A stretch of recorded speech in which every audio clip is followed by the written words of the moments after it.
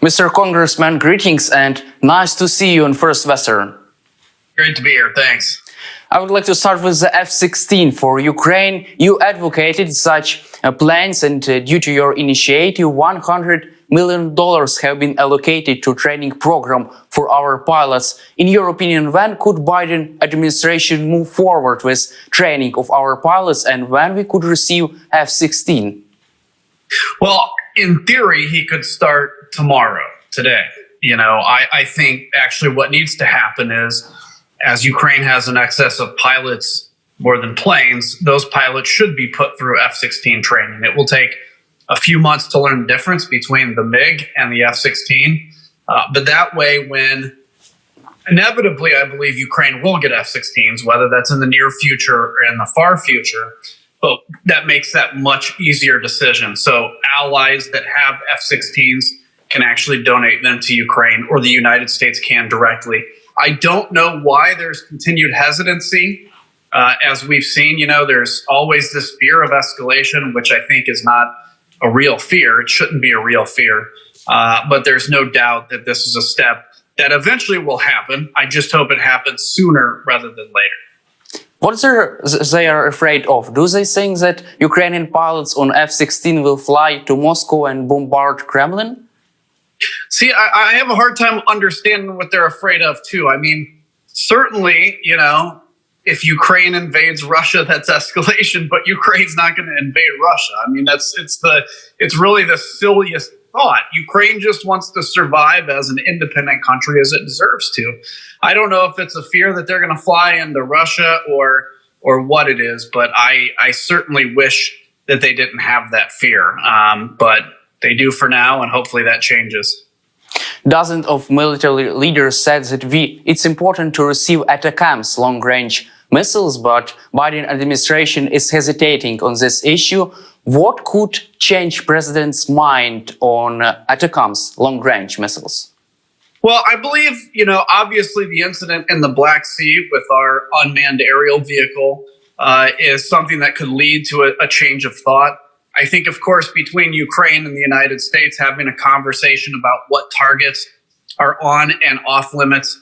But look, I look at it this way: military target, near the border with Russia, is a legitimate target if it's being used to attack Ukraine. That's the law of armed conflict. That's the law of war.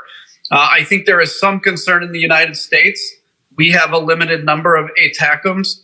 I think it's also the fact that, a HIMARS launcher can launch either 8 HIMARS or 1 ATACMS. But again, I think that's unfounded. And it's not like Ukraine is asking for 1,000 ATACMS, but enough to hit very important targets further along the range than what a HIMARS can do. You stated about Black Sea incident. You tweeted that the US needs new Black Sea strategy. How such strategy could look like?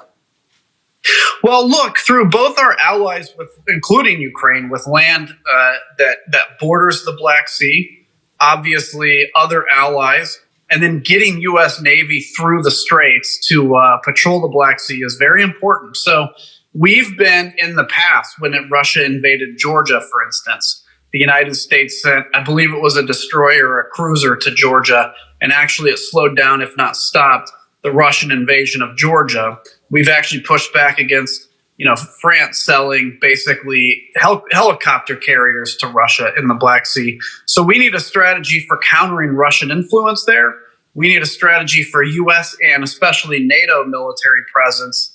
And we also need to be empowering, as part of this, Ukraine with counter Russian Navy technology, whether that's more missiles or guidance systems. Speaking about the strategy, in your opinion, does the U.S. strategy about sanctions on Russia is effective one? Well, I believe it's effective. I always wish we could tighten them up. I wish we could strengthen them. But it does appear to be having an effect. But the reality is, the only thing that is going to change Russia's calculus is not the economy. It's not going to be energy prices, although that can drain Russia's resources. It's really going to be defeat on the battlefield. It's going to be losing in Bakhmut. It's going to be not able to gain any more land in the east, and in fact, losing land in the east. It's going to be the liberation of Crimea.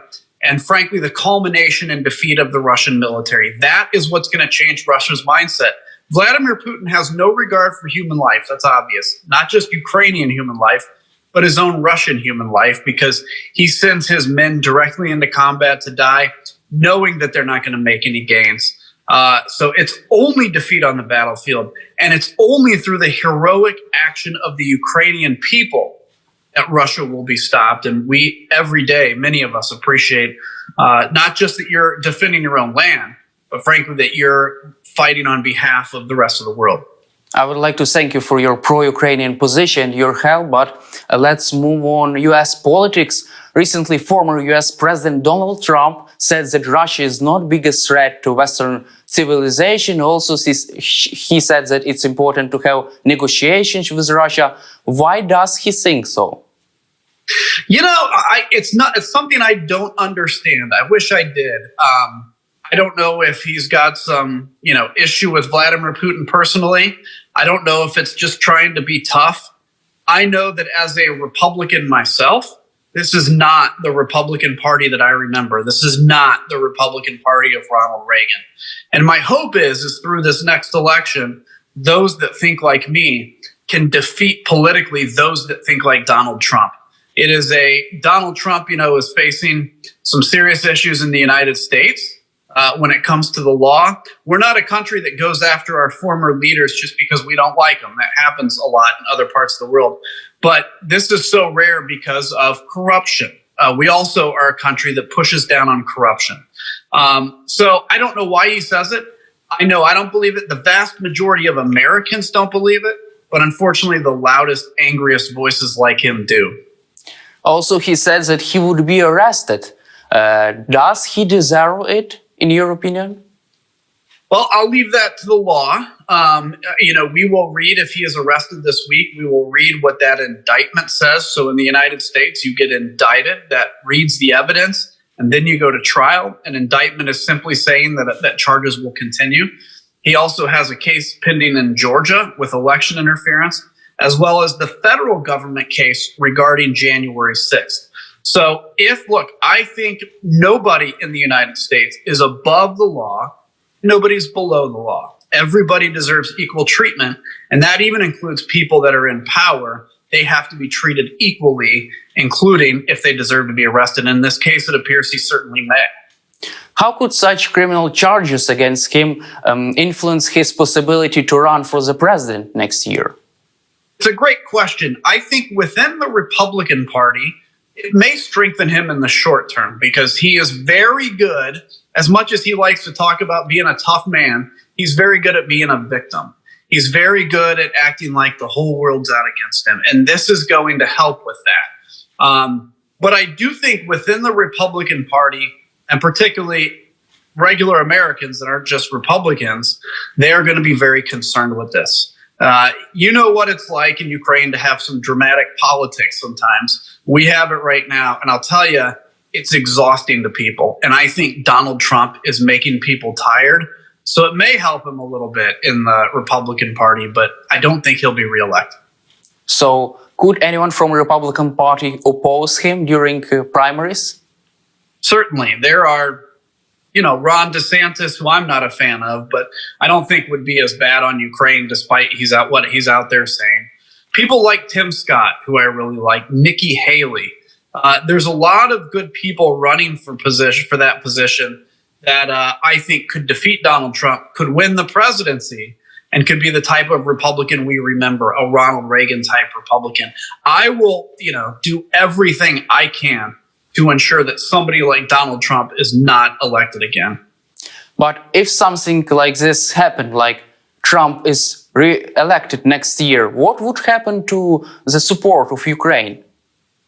Well, it would be a big concern. I think, the president in and of themselves do not have unchecked power in the United States. I mean, there still is a House of Representatives in the Senate. But when it comes to foreign policy, as we see, the president does have a lot of power. I passed in Congress training F-16 pilots, as we had talked about, but the administration still has to implement it. So I think it would certainly be hurtful, but I think at this moment, our hope is that Ukraine is able to defeat Russia far before we get into this position. There are still the vast majority even of Republicans that want to support Ukraine. So I don't think it's worth losing sleep over, but it's something to certainly be aware of. Speaking about Florida Governor Ron DeSantis, he said that the war in Ukraine is a territorial dispute. Is this opinion popular among Republicans? So there's a subsection of Republicans. I mean, there's the general Republican that you guys typically have known as you've studied American politics. And then there's this kind of new brand of American first kind of nationalistic Republicans. And just like every country you're seeing in Europe, there's this kind of movement of the far right, of isolationism, of almost a fascist viewpoint. And so there's a group of people, we can't ignore that.